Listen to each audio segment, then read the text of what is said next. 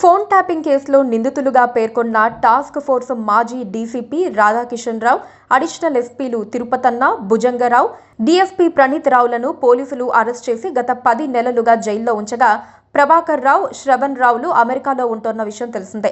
తెలంగాణలో సంచలనం సృష్టించిన ఫోన్ ట్యాపింగ్ కేసులో అడిషనల్ ఎస్పీ తిరుపతన్నకు ఎట్టకేలకు బెయిల్ లభించింది. రాజకీయ నేతలు, హైకోర్టు న్యాయమూర్తులు సహా పలువురి ఫోన్లు ట్యాప్ చేశారంటూ నమోదైన కేసులో సుప్రీంకోర్టు ఆయనకు బెయిల్ మంజూరు చేసింది.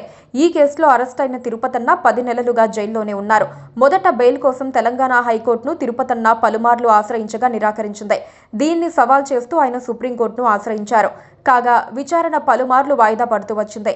ఇవాళ అంటే సోమవారం విచారణ చేపట్టిన ధర్మాసనం ఆయనకు బెయిల్ మంజూరు చేసింది.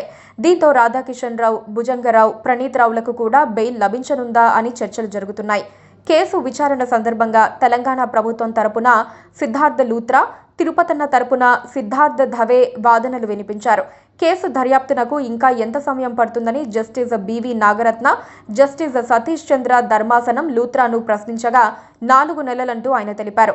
ఈ మేరకు ఇంకెంత కాలం అంటూ ఉన్నత న్యాయస్థానం అసహనం వ్యక్తం చేసింది. అయితే నిందితుడు 10 నెలలుగా జైల్లోనే ఉన్నారని, బెయిల్ మంజూరు చేయాలని తిరుపతన్న తరపు న్యాయవాది సుప్రీంకోర్టును కోరారు.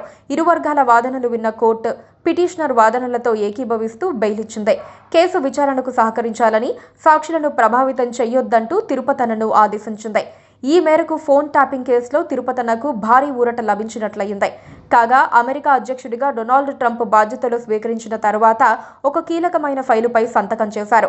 అమెరికాలో తలదాచుకున్న ఇతర దేశాలకు చెందిన నేరస్తులు, క్రిమినల్ కేసుల్లో నిందితులను ఆయా దేశాలకు అప్పగించాలని ట్రంప్ ప్రభుత్వం కీలక నిర్ణయం తీసుకుని ఆ ఫైల్పై సంతకం కూడా చేశారు.